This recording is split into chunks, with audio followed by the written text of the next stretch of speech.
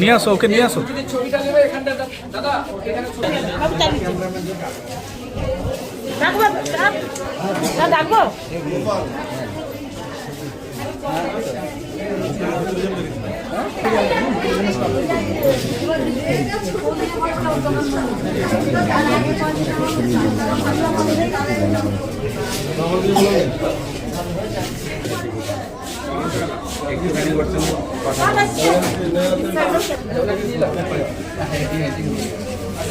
একটু গড়িয়ে নিয়ে এসো। মনিটর বা ভেন্টিলেশন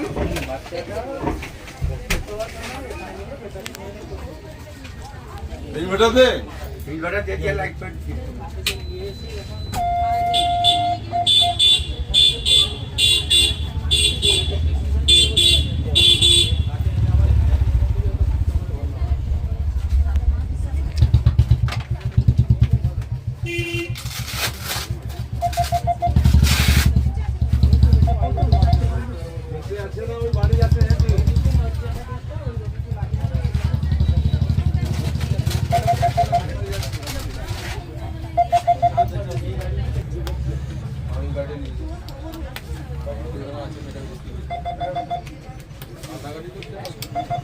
দিদি দিয়ে ছড়াছড়ি করছে, দিয়ে চলছে।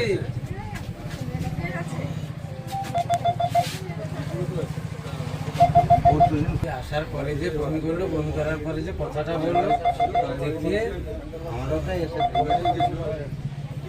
আমিও তো ছিলাম রাতের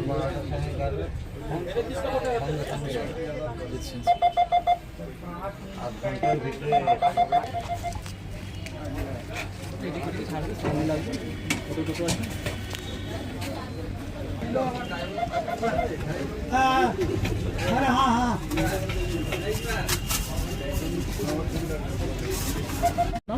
খাদিম শাহ।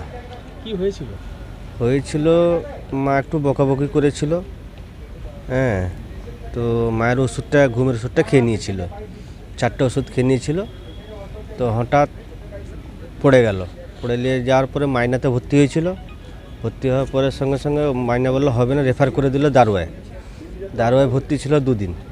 2 দিন ভর্তি করে দারোয়া বললো এখানে হবে না, অন্য জায়গায় নিয়ে যাও। তো অন্য জায়গায় নিয়ে যাওয়ার সঙ্গে সঙ্গে অন্য জায়গায় বললো হবে না, পেশেন্ট কেটে গেছে। তো আবার রিটার্ন করে কোথায় বললো এটা? তমলুকে বলেছে, তমলুকে বলার পরে আবার নার্সিংহোমে CMS হসপিটালে বলেছিল। তো আবার ওখান থেকে ডাক্তার বলেছিল। তারপর ওখান থেকে কাঁথি নিয়ে এসেছিলাম, কাঁথির ডাক্তারও বললো বিষয় জানা, ও বললো পেশেন্ট নেই। তো বাড়ি নিয়ে চলে যাচ্ছিলাম, নিয়ে যাওয়ার পরে ওই রবি টেকনিশিয়ান বললো রোগীটা এখনও বেঁচে আছে, তুমি প্লিজ দারুয়া নিয়ে চলো, যদি বেঁচে যায়। তারই জন্য আজকে আমার বোনটা বেঁচে যাচ্ছে। তারপর কি হলো? মানে রোগীটা যখন নিয়ে এলো তখন বমি করলো, করার পরে চোখটা দেখালো, আমাকে দেখালো রবিদা। নিয়ে আসার পরে হ্যাঁ, মসজিদে এলান হয়ে গেছিলো, মাটি দেওয়ার জন্য সব খোঁজা হয়েছিল। হ্যাঁ, এই হচ্ছে ব্যাপার। কোন হাসপাতালের টেকনিশিয়ান? ওটা দারুয়া হসপিটাল, মহকুমা সরকারি। তারপর দারুয়া হাসপাতাল ভর্তি করার পর পেশেন্ট বেঁচে যায়। এই রবিদার জন্য পেশেন্ট মারা গেছে বলছিল, আপনার চেষ্টায় বাঁচলো, এটা নিয়ে কি বলবেন? এটা বলবো যে ওনারা ডিসিশানটা নেওয়াটা খুব ভুলভাল করেছে। এরা একবার মানে মিনিমাম 1 থেকে 1.5 ঘন্টা ধরে একটা হসপিটালে আমবু করতে হচ্ছে, সেই জন্যই সমস্যা হচ্ছিল। তারপর ওরা কোনো ডক্টরবাবুর সাথে কথা বলে ওরা বলেছে যে মারা গেছে এমনিতেই, সেই জন্য তারা বাড়ি নিয়ে যাওয়ার চিন্তা ভাবনা নিয়েছিল। আমাদের এখানকার ডক্টর আইসিইউ ডক্টর ছিল ডক্টর সুদেশ সেনগুপ্ত, ওনার সাথে কথা বলিয়ে আইসিইউতে একটা বেড রেডি করে তারপরে এখানে শিফট করি। মানে কবর তো খোঁড়া হয়ে গেছিল, আপনি তো? হ্যাঁ, আমি ওনার দাদাকে, মানে ওনার যে দাদা আছে যে উনি কথা বললেন, ওনার সাথে ম্যাডামের সাথে কথা বলিয়ে ওনারা কনফিডেন্ট পেলেন যে না, দারোয়াতে একবার চেষ্টা করা হোক, এই হিসাবে আমরা নিয়ে আসি। আজকে বেঁচে উঠেছে রোগী। হ্যাঁ, আজকে বেঁচে উঠেছে। তাহলে কি এই ব্যবস্থা নিয়ে, বেসরকারি ব্যবস্থা নিয়ে কি বলবেন? বেসরকারি ব্যবস্থা আমরা বলতে চাইছিলাম যে আমি মনিটরে সব কিছু দেখানো আছে, দেখুন আপনি পেশেন্ট বেঁচে আছে। তারা সেটা বলতে চাইছে যে না, আই আই আই দেখিয়ে সেটা তারা বলছে মারা গেছে। চোখ দেখে? চোখ দেখে চোখ হলুদ হয়ে গেছিল। হলুদ না, ওরা এটা মনিটর আমাদের ডাইলেটের হয় আপনি একটা কি করে বুঝলেন এখনো বেঁচে আছে? কনফিডেন্স কিভাবে নিজেকে মনে হয়? মনিটর, যেহেতু আমি আইসিইউ ডিপার্টমেন্টে কাজ করি এখানে এবং দীর্ঘদিন আমি মানে ছুটি দিতে আমি এইগুলো করি, তাতে দেখলাম যে আমরা এইখানে যে পেশেন্টগুলো দেখি সে তার থেকে আমরা দেখি ভালো আছে। আমরা জানি যে এই পেশেন্টটা ভালো হবে, হয়ে যেতেই পারে, চেষ্টা করে তো একবার চেষ্টা করা যেত। কিন্তু এখান থেকে তো রেফার করা হয়েছিল। এখান থেকে যখন রেফার করা হয় তখন বাড়ির লোককেই বলা হয়েছিল যে যদি বেটার অপশান কোথাও নিয়ে যাওয়ার জন্য, কিন্তু ওনারা নিয়ে গেছিলেন। কিন্তু আপনার সামনেই মৃত বলে যে চিকিৎসক বলেছিলেন, আপনি প্রতিবাদ করেন?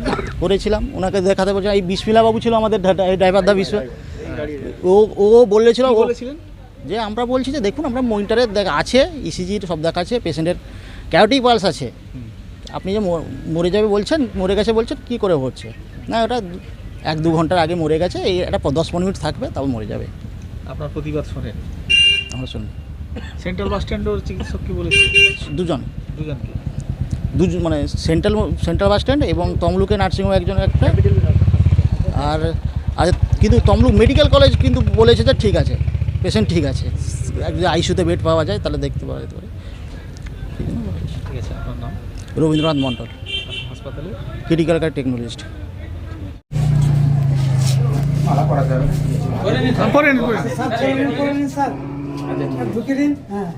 আচ্ছা, রবিদা কোথায়?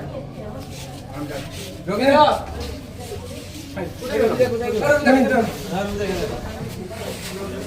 তুমি রবিদাকে মারা ওখানে যাও, আমাদের টেকনিশিয়ান কথা স্যারের কাছে না। দিদি আসুন এদিকে, আসুন আপনি, আসুন আসুন আসুন আসুন আসুন। সিস্টার ইনচার্জ কাউকে ডাকো, এসডির একজন থাক। হ্যাঁ,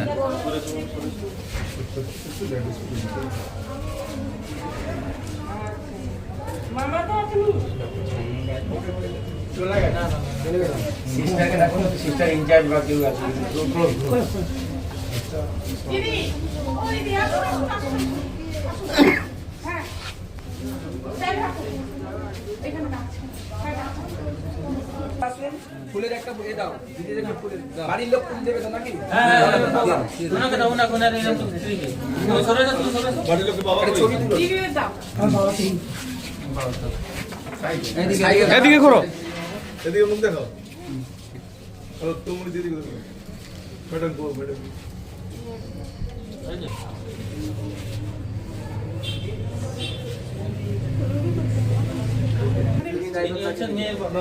আচ্ছা আচ্ছা আচ্ছা,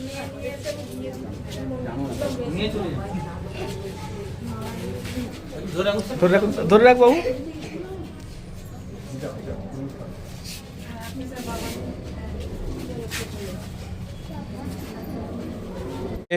বাইরের কিছু প্রাইভেট হাসপাতাল ওর একটা সাধারণ কিছু মানসিক অসুবিধার জন্য ও পয়জনিংয়ের শিকার হয়েছিল, যার ফলে ওকে মৃত বলে ঘোষণা করে দিয়েছিল বাইরের লোক, এবং মাটি দিয়ে দেওয়া হবে এরকম একটা অবস্থার মধ্যেও চলে যাচ্ছিল।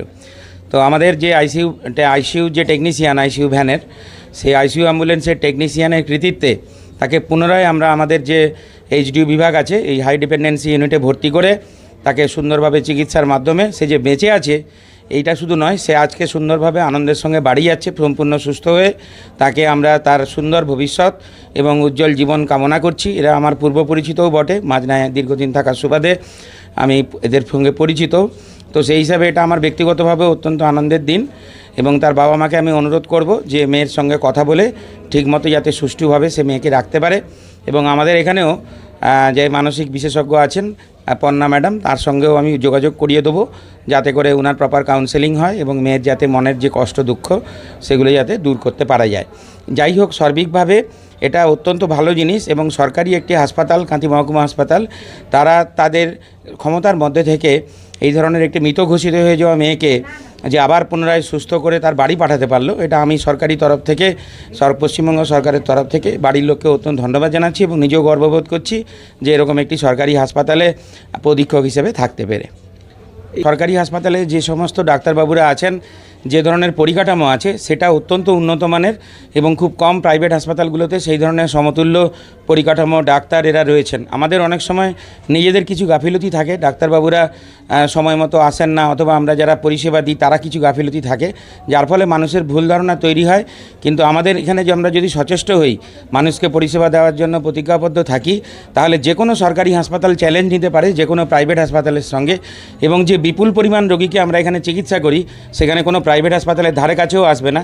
তারা কম সংখ্যক রোগীকে টাকার বিনিময়ে চিকিৎসা করে, আর আমরা এখানে বিনামূল্যে, সম্পূর্ণ পশ্চিমবঙ্গ সরকার সমস্ত খরচ বিনামূল্যে, রোগীর একটুও খরচ হয় না, খুব অল্প অথবা নামমাত্র মূল্যে এখানে চিকিৎসা হয়। 2-1টা ওষুধ বাইরে থেকে কিনতে হয়, বাকি সবই আমাদের এখানে সরকার ব্যবস্থা করেছেন এবং সমস্ত রোগীকে আমরা সুন্দরভাবে পরিষেবা দিয়ে থাকি। 300 বেডের একটা বড় হাসপাতাল, মানুষের অভাব অভিযোগ নিশ্চয়ই রয়েছে, সেগুলো দূর করার জন্য আমরা সচেষ্ট এবং আমরা আশা করব যে ভবিষ্যতে মানুষ প্রাইভেট হাসপাতাল থেকে সরকারি হাসপাতালের দিকে, আমাদের এই গাঁথি হাসপাতাল পুরনো হাসপাতাল বহু মানুষের স্বপ্ন পূরণ করে চলেছে এবং ভবিষ্যতেও এই পথের প্রতীক আমরা থাকব এবং মানুষকে সুন্দর পরিষেবা দিয়ে তাদের সুন্দরভাবে সেবা করে যেতে পারবো।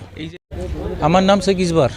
কি বুঝলেন আজকে তো এই অবস্থা বিস্তার করালো? দেখুন, আজকে তো আমার মনে হয় আমাদেরকে খুব গর্ব বা খুব খুশি মনে হচ্ছে যে কাঁথিতে আমার এই দারুয়া হাসপাতালে যে এত সুন্দর পরিষেবা পরিকাঠামো আছে। এইভাবে যেহেতু একটা পেশেন্ট আমাদের মুসলমান ধর্মে আছে না, যে মারা যাওয়ার পর কবর খোলা হয়, হ্যাঁ, জানাজার জন্য মাইকে মসজিদে মাইকে এলান করে দেওয়া হয়, সব হয়ে গেছিলো। তো আমরা হতাশ যে বাইরে এখান থেকে পেশেন্ট বেটার ট্রিটমেন্টের জন্য তমলুক পাঠানো হলো, তমলুকে বলছে পেশেন্ট মারা গেছে। কিন্তু আমরা তো বাহবা দিব আমাদের যে রবিবাবু ছিলেন যিনি টেকনিশিয়ান, যে উনি নিজের দায়িত্বে পেশেন্টের বাড়ির লোককে বুঝিয়ে ওই মরা পেশেন্টকে এনে এখানে বাঁচিয়ে নিয়ে যে হেঁটে যাচ্ছে, এর থেকে বড় পাওনা আর কিছু আছে আমাদের কাছে? এর থেকে বড় পাওনা আছে বলে আমার মনে হচ্ছে না। তো এইভাবে যদি সব ডাক্তারবাবুরা এইভাবে পরিষেবা দেন, এই দারুয়া হাসপাতাল যে দারুয়া হাসপাতাল হয়ে যাবে, যে নার্সিংহোম সব বন্ধ হওয়ার মুখে চলে যাবে। আমি আজকে যেভাবে দেখলাম, এইভাবে যদি প্রত্যেক দিন ডাক্তারবাবুরা পরিষেবা দেন, আমার মনে হয় খুব ভালো হবে বা নার্সিংহোমের চক্রটা বন্ধ হবে। এটা চক্র বলে তো মনে হচ্ছে না? আমার তো মনে হচ্ছে চক্র, কারণ হচ্ছে এই পেশেন্টটা এত সুন্দর পেশেন্ট, বাচ্চাটা তো হেঁটে গেল, আপনারা দেখলেন। এই পেশেন্টকে সিএমসি একটা যে হাসপাতাল আছে তমলুকে, উনি কি করে বললেন মৃত? তারপরে আরেকটা যে কে ভুয়া ডাক্তার বিশ্বজিৎ জানা, যে ওই সেন্ট্রাল বাস স্ট্যান্ডে বসে আছে, উনি আবার কি বলে দিচ্ছেন 200% মারা গেছে। কাঁথি থেকে হাসপাতাল কত সময়, এইটুকুর ভিতরে কি জানতে হয়ে গেল? আমি তো অবাক একদম যে এইসব ডাক্তার। সুপার বললেন যে লিখিত জানালে ব্যবস্থা নেবে ওদের বিরুদ্ধে, আপনারা কি জানাবেন? 100% যে এদেরকে প্রথম ব্যবস্থা নেওয়ার দরকার আছে, নাহলে কত গরিব মানুষ যে কত সর্বনাশ হবে এর কোনো ঠিক নেই। আমরা কিন্তু ইমিডিয়েটলি সুপার সাহেবের কাছে লিখিত দিব, দিয়ে তাদের ব্যবস্থা নেওয়ার জন্য অনুরোধ করব।